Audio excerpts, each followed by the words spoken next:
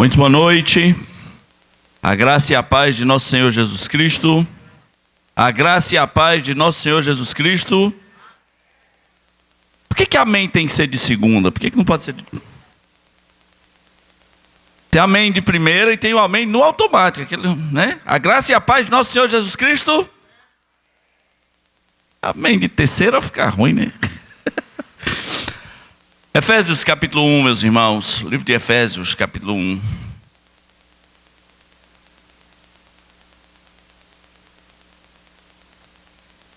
Nós vamos ler apenas um versículo, versículo 3. Efésios capítulo 1, versículo 3.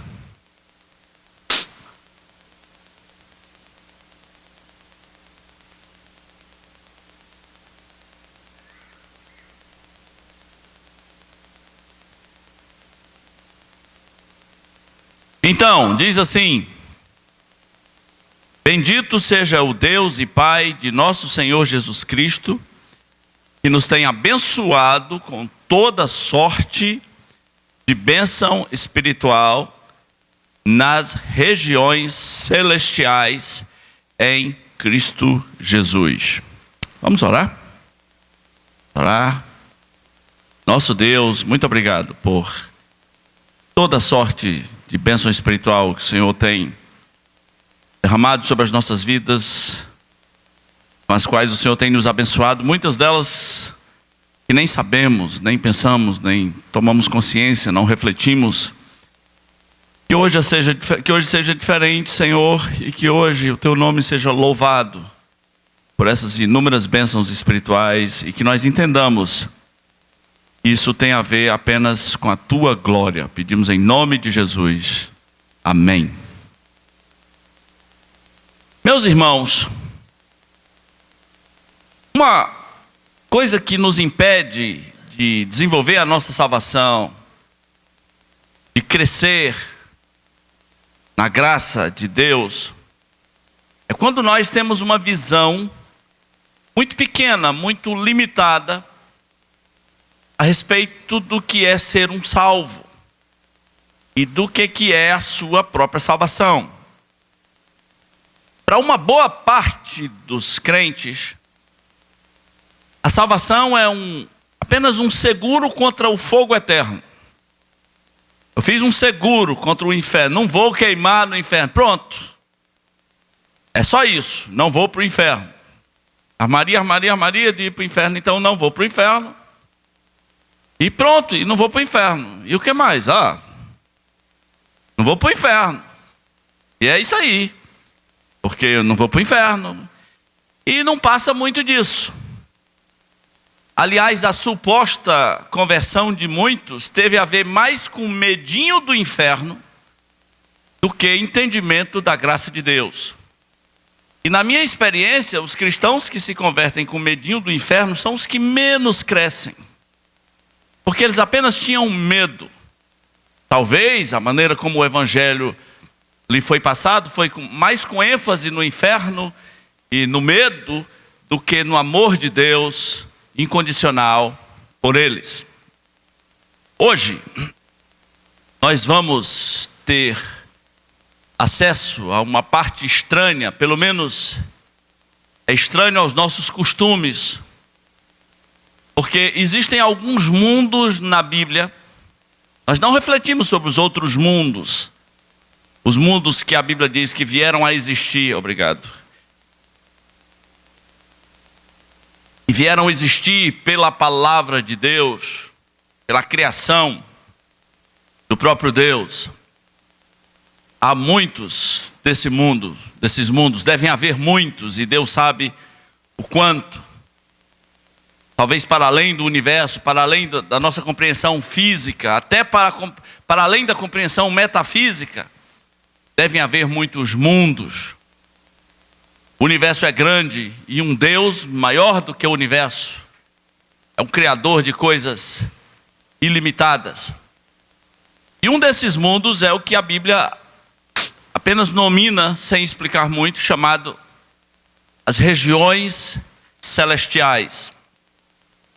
É importante que a gente reflita sobre as regiões celestiais, porque a palavra diz que Deus deve ser louvado por nós, porque Ele nos abençoou com toda sorte de bênçãos espirituais nesse lugar chamado de regiões celestiais.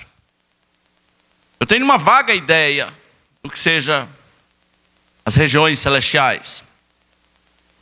É diferente da potestade do ar, que é o lugar onde Satanás atua. Ele é o príncipe de lá. Ele é o príncipe dos poderes do ar.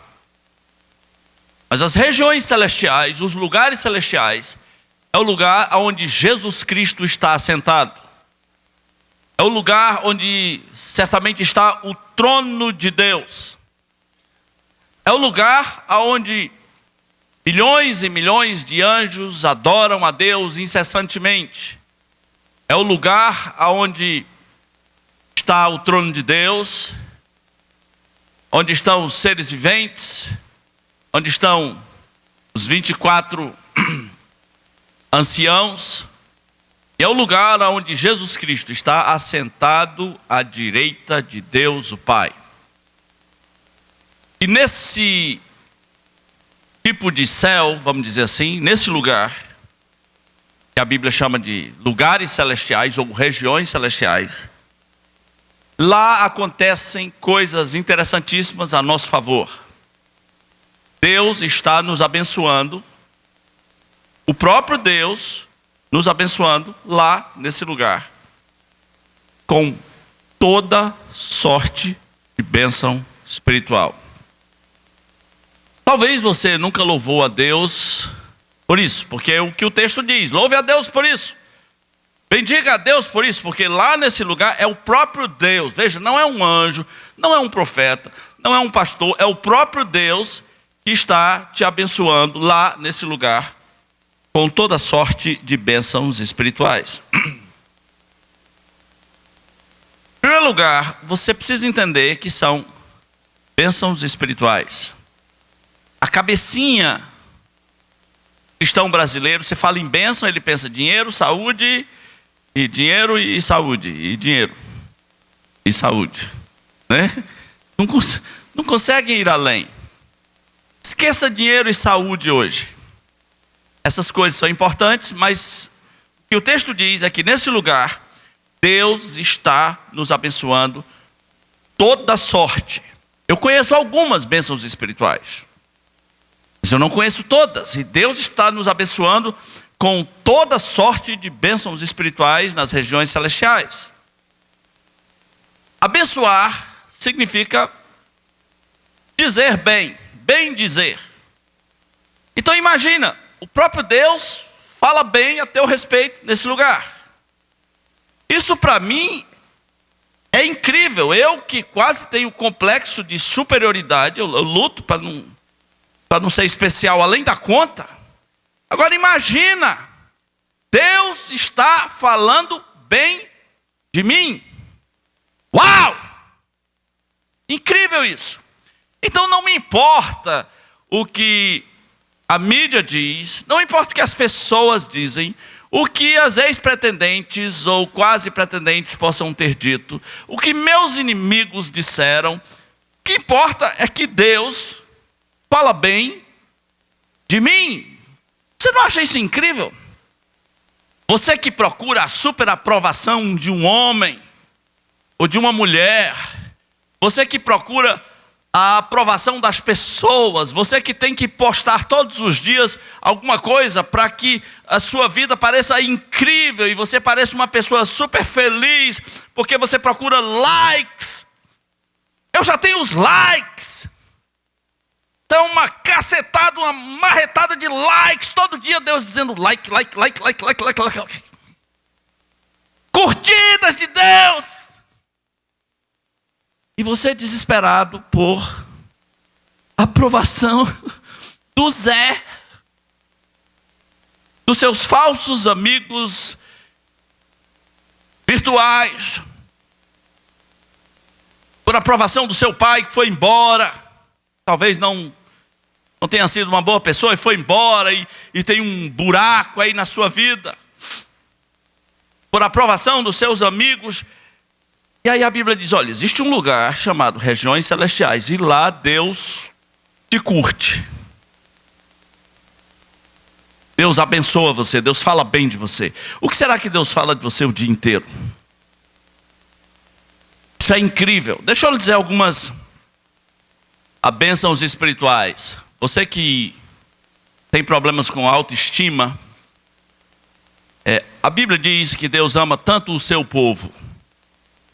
Ele ama tanto o seu povo, que quem mexe com esse povo é como se tocasse na pupila dos olhos de Deus. Os profetas chamaram de a menina dos olhos. Meta o dedo no olho agora para ver o que acontece. É muito irritante, né? Tente acertar a pupila. O que você faria com alguém que inventasse essa brincadeira com você? Dedo na pupila. Uma hora você ia dar-lhe na orelha, mão na orelha. Porque é irritante. Então quando mexem com o povo de Deus, é como se tocasse, é claro que é figurado, como se tocasse na pupila dos olhos de Deus. A Bíblia diz que Deus ama tanto o seu povo, que Paulo orava para que os cristãos compreendessem a largura, a altura e a profundidade desse amor, porque Deus quer mostrar nos séculos vindouros a suprema riqueza da sua graça para conosco. Ele vai mostrar para o mundo, para os perdidos, para os anjos, para os demônios, quanto Ele ama você. Isso devia fazer você acordar se entendendo como uma pessoa muito, muito, muito especial. Você é amado por Deus. Eu não sou o pregador da autoestima. Eu não sou o pregador das frases prontas de motivação, de autoestima. Mas as coisas que eu entendo sobre ser especial para Deus, elas estão muito além da conta. Então, levanta essa alma, levanta essa cabeça e fique surdo para a suposta desaprovação em seu redor. Porque do trono de Deus saem bênçãos e coisas boas são ditas a seu respeito. Há uma bênção espiritual incrível. A Bíblia diz que o Espírito Santo testifica com o nosso espírito que nós somos filhos de Deus. Há uma bênção espiritual incrível mencionada em Hebreus capítulo 1, que os anjos de Deus são espíritos ministradores, enviados a favor dos que hão de herdar a salvação. Isso não é maravilhoso? No mundo violento como o nosso, no mundo de condomínios e cercas elétricas e concertinas e seguranças, a Bíblia diz assim, olha, os anjos são enviados para servir aos que vão ser salvos. Eu e você não temos olhos para ver isso funcionando. Não nos foi dado essa capacidade. Mas minha esposa diz que eu tenho mais anjos do que as outras pessoas. Eu tenho um nível de distração muito alto. Eu posso desplugar, desligar a qualquer momento. Algumas pessoas pensam que eu não gosto delas. Porque no meio da conversa eu posso desligar e apagou. Nem me lembro mais que você estava falando comigo, né? Eu não te odeio, calma aí, né? Eu só sou um pouco absorto, né? E essa distração, ela me acompanha em todas as áreas da vida. Eu já testemunhei, eu já levei 3 choques no mesmo dia, na mesma tomada. Então, o curso de eletricista não era bem a coisa que eu devia fazer. Então, a minha esposa acha que não tem um anjo comigo, né? Deve ter uma meia dúzia, porque deve ser trabalho dobrado. Mas presta atenção, os anjos são espíritos ministradores. enviados a favor dos que hão de herdar a salvação. Só para te dar um pequeno vislumbre imaginário disso, quando Israel estava em guerra contra a Síria,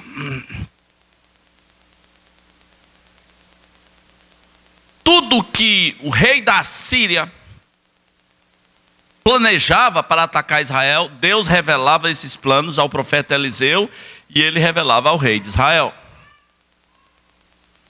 Então o rei da Síria pensou, deve ter um espião aqui, deve ter um cagueta, um dedo duro, porque tudo que a gente planeja aqui eles ficam sabendo lá.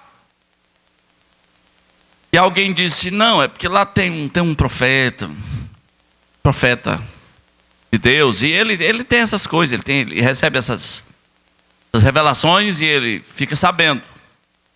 Então o rei falou, então vamos matar esse cara, pronto, simples assim.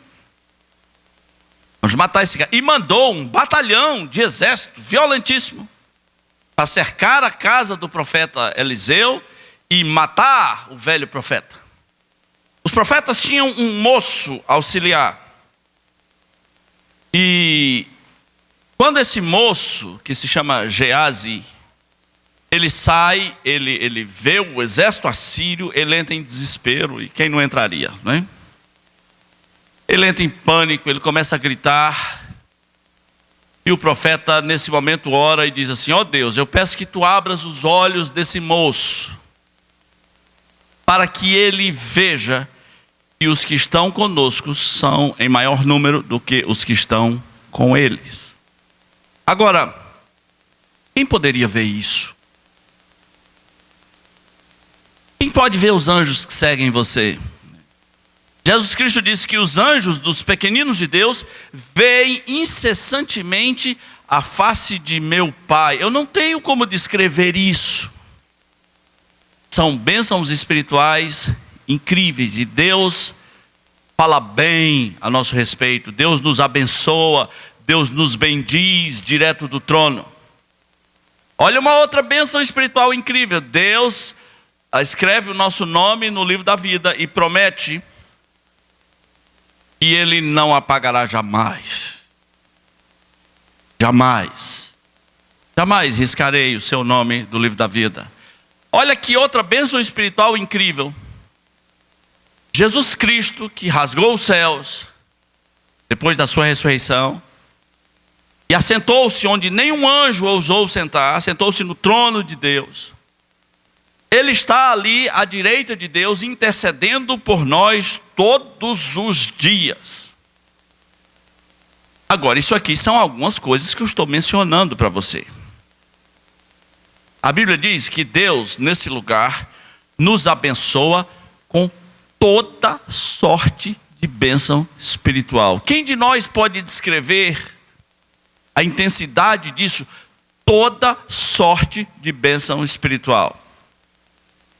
De vez em quando essas bênçãos espirituais são pingadas na Escritura para que a gente as entenda. Eu gosto de uma que diz assim, pelo apóstolo João, que aquele que é nascido de Deus, o maligno não lhe toca. Não é incrível isso? Imagina o maligno ele querendo tocar e ele não pode. Eu fui criado assistindo Perdidos no Espaço. Não esse novo que você viu, o velho da TV Tupi. No início dos anos 70. E eu vi que a família Robinson tinha um campo de força, que os inimigos nunca lhe tocavam quando esse campo de força estava ligado. Os inimigos tentavam tocar, mas não tocava. É maravilhoso, a Bíblia diz, aquele que é nascido de Deus, o maligno não lhe toca. O que eu vou dizer de um crente que precisa de culto de libertação? Qual é o meu sentimento? É pena. Vai para o culto de libertação, o maligno lhe toca, fica endemoninhado, ou não, né? E a pior parte, no próximo culto, de novo. Isso não é um crente, isso é um santuário de demônios. Que nós cremos que a palavra diz, é aquele que é nascido de Deus, o maligno não lhe toca. Amém? O maligno não lhe toca. Então, não encurte a sua mente ao pensar que toda sorte de bênção espiritual tem a ver com saúde e dinheiro. Tem a ver com coisas que nem a saúde nem o dinheiro podem comprar. Tem a ver com tesouros inefáveis e inexplicáveis. Esse era um entendimento que eu queria dar para você hoje à noite. Há um lugar onde Deus te curte. Dá um like toda hora, todo minuto, se é que você me entende. E você não precisa se preocupar se vai ser mais amado ou menos amado por Deus amanhã. Ele está sempre dizendo: eu amo você, eu amo você, eu amo você com amor eterno. Eu escrevi seu nome nas palmas das minhas mãos. Eu amo. Eu chamo você de meu filho. Esse é o entendimento que eu quero dar. Mas eu quero levar você para uma outra passagem que também fala sobre as regiões celestiais. E o entendimento que eu quero dar agora é um pouquinho diferente. Talvez você tenha subido de nível hoje à noite.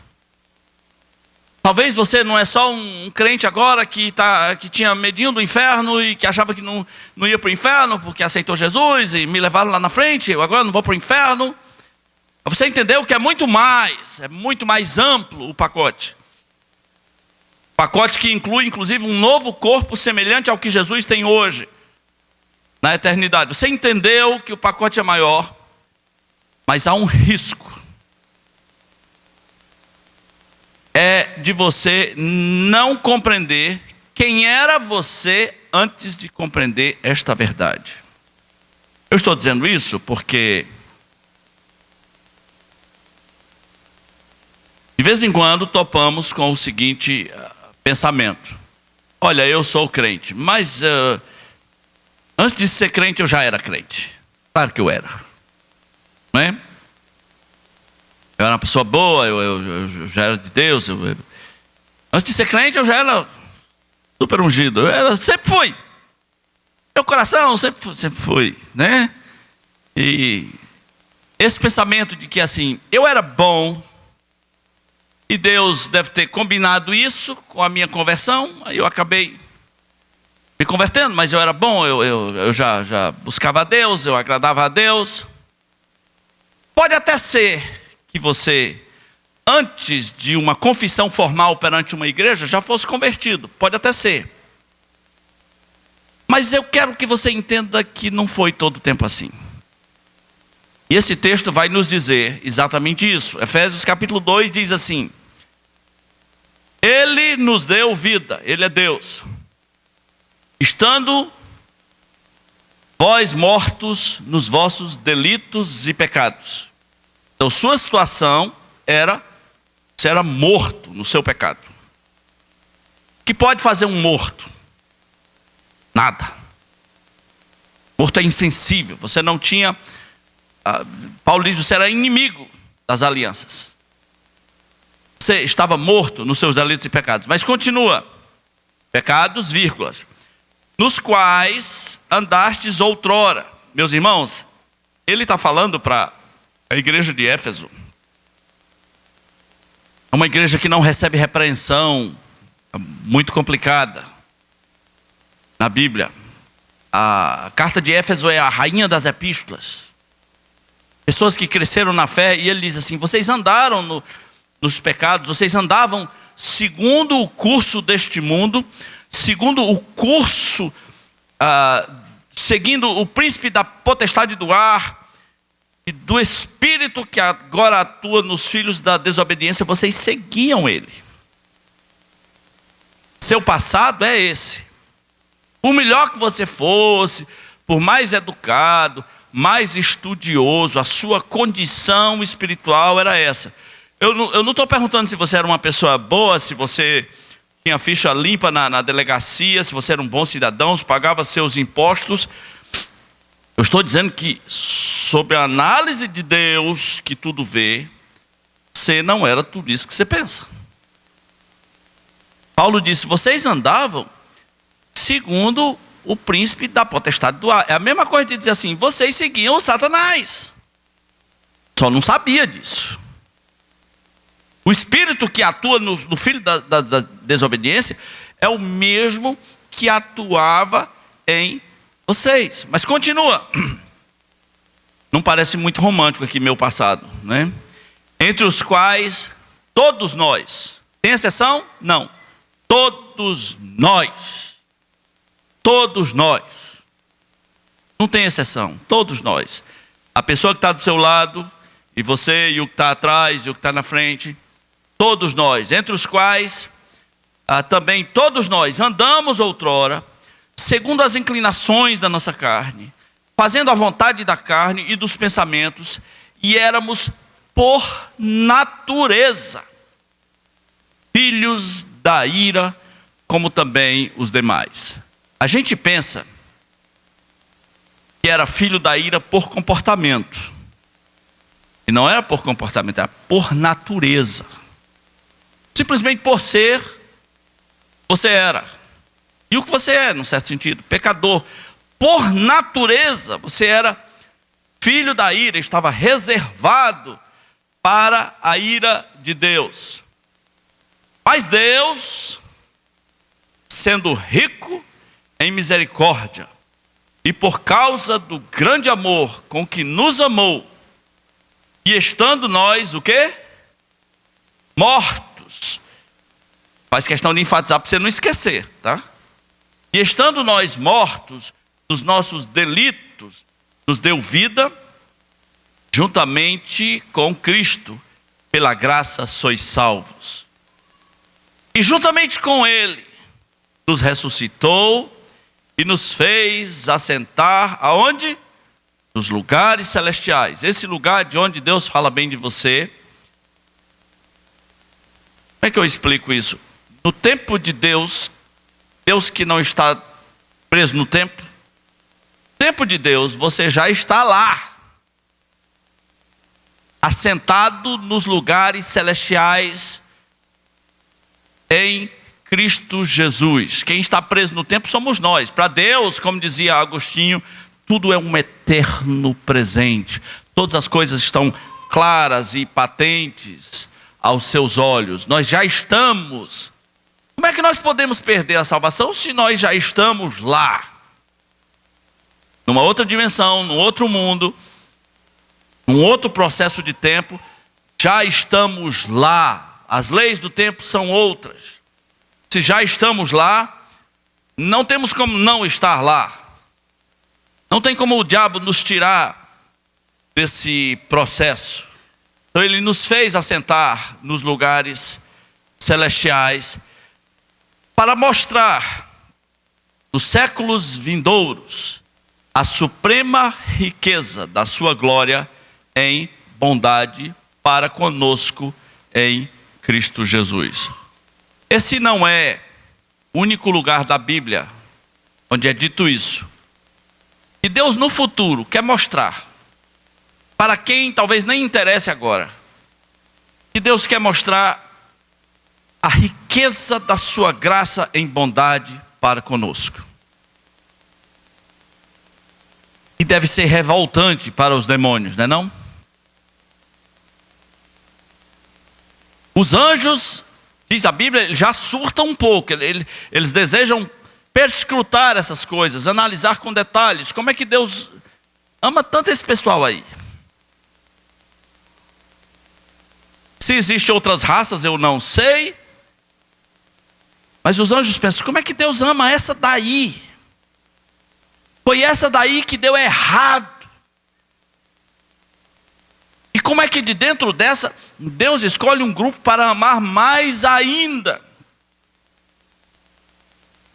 E os anjos um dia terão sua curiosidade satisfeita, porque Deus vai mostrar na eternidade, nos séculos vindouros, a suprema riqueza da sua glória, a sua graça, em bondade para conosco.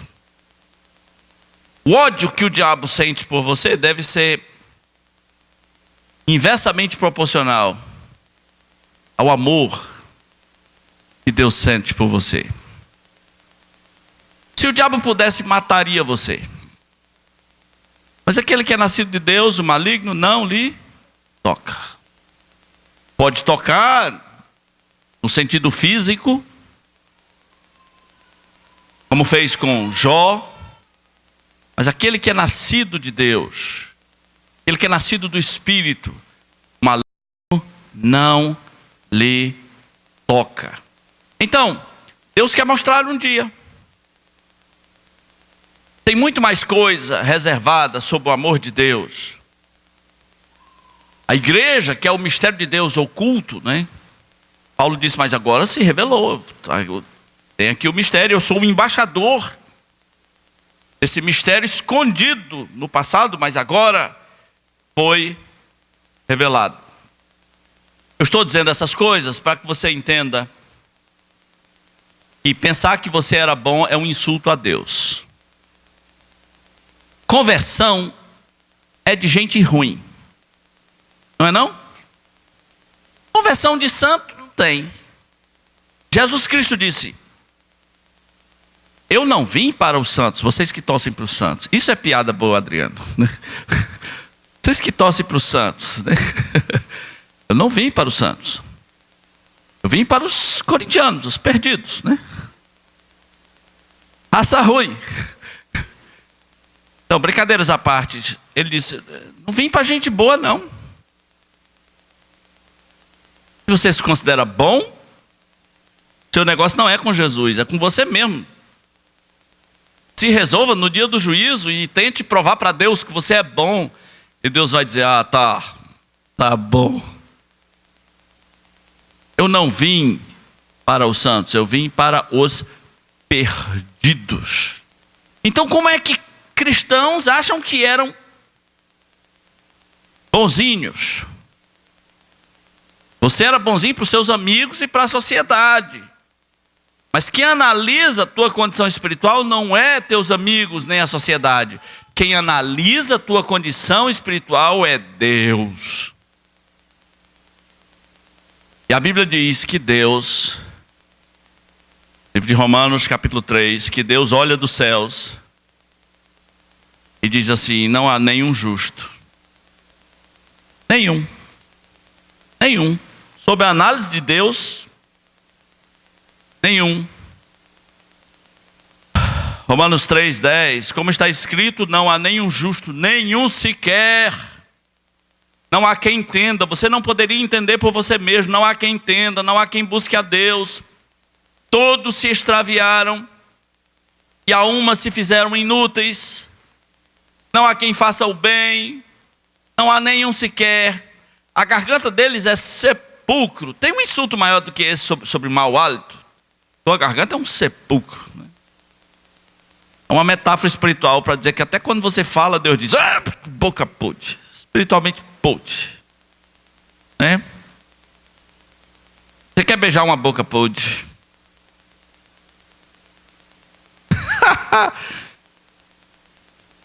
O negócio de boca podre é tão sério que o seu amigo com boca podre, você não tem coragem. A maioria de vocês não tem coragem de dizer, olha, tu tá com a boca podre.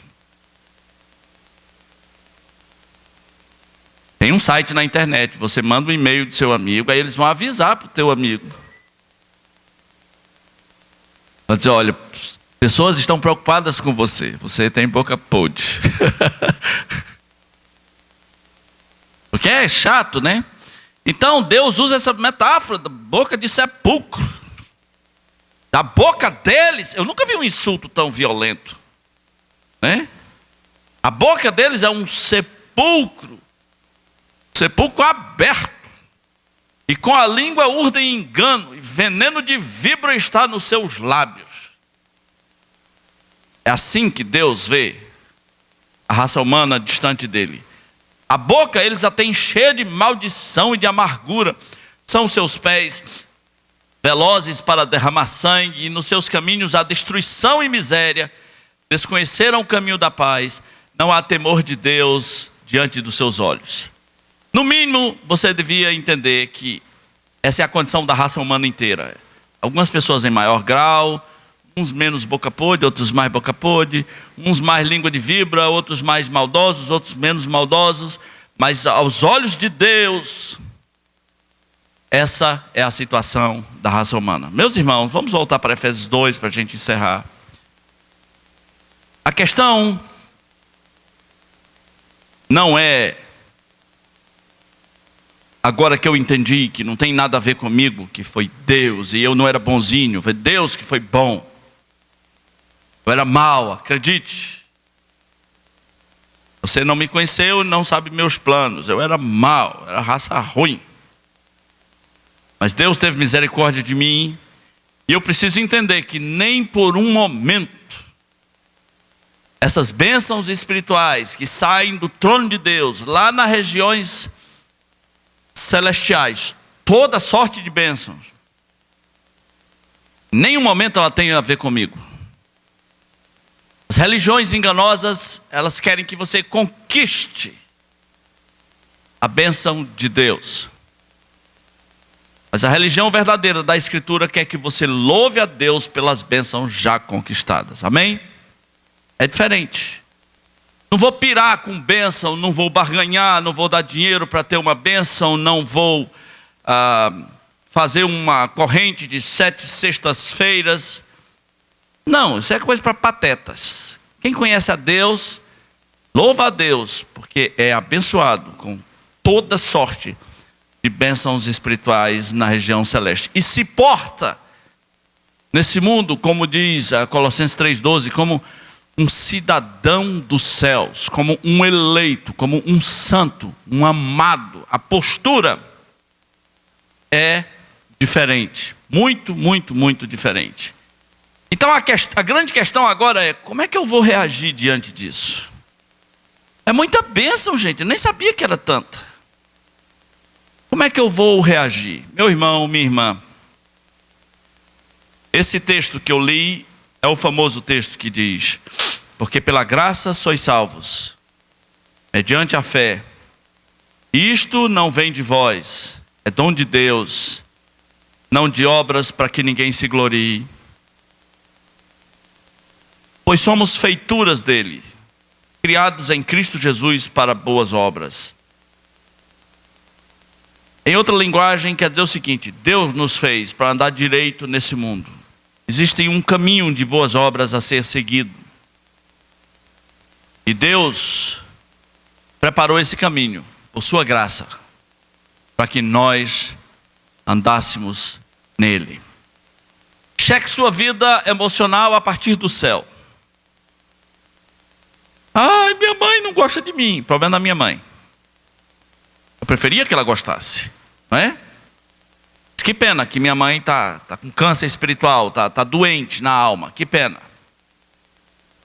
Ah, pessoas na igreja me olharam torto. Problema. Eu estou cheio de like no céu, estou cheio de curtida. Você acha que eu tenho um tempo para ficar olhando para olho torto? Ah, falaram que eu estou gordo. Estou. E aí? Vou emagrecer? Não sei. Mas não dependo disso para... Dependo disso para ser feliz com Jesus, né? Não dependo nem por um segundo. Eu estou com pouco dinheiro. Pois é. Mas pasmem, nem disso dependo. Nem disso dependo. Estou com câncer, estou em estado terminal. Nem disso dependo. Nem disso dependo para estar bem com Deus. Porque Deus fala bem de mim a partir do seu trono nas regiões celestiais em Cristo Jesus. Meu irmão, se isso não despertar você para consagrar mais a sua vida, para consagrar mais o seu tempo e os seus bens e a sua inteligência, se isso não despertar você, o que é que vai despertar? Que? Aqueles que estão adormecidos, a Bíblia diz: olha, desperte tu que dormes. Há um nível mais profundo em que a Bíblia diz: desperte de entre os mortos. Tem crente que parece estar morto, parece um defunto. Como é que tem vida aí? Se essas coisas não despertarem você, o que é que vai despertar? Então vamos sintetizar. Primeiro, há um lugar no universo de onde Deus me abençoa, onde Deus fala bem de mim o tempo todo. Segundo, nada disso tem a ver comigo, mas apenas com a graça dele para comigo. E terceiro, a resposta que eu posso dar é consagrar a minha vida. Pense nisso. Vamos orar. Nosso Deus, às vezes pensamos de maneira tão pobre, tão pequena, em relação ao quanto o Senhor nos ama, a quem nós realmente somos eternamente para o Senhor, e ficamos aqui embaixo, ó Deus, comparando a salvação a apenas um seguro contra o fogo eterno, só porque não vamos para o inferno e não aprendemos, não crescemos na nossa salvação. É por isso que nós te pedimos que essas palavras, essas bênçãos espirituais insondáveis nos despertem para entendermos que somos bem mais especiais do que pensamos, e que as circunstâncias da vida, aquilo que nós vemos, não deveriam modificar quem nós somos. Que nós sejamos quem realmente somos na tua presença todos os dias, e que o melhor da nossa vida nessa terra seja consagrado somente a ti, Senhor. Nós pedimos que seja assim em nome de Jesus. Amém.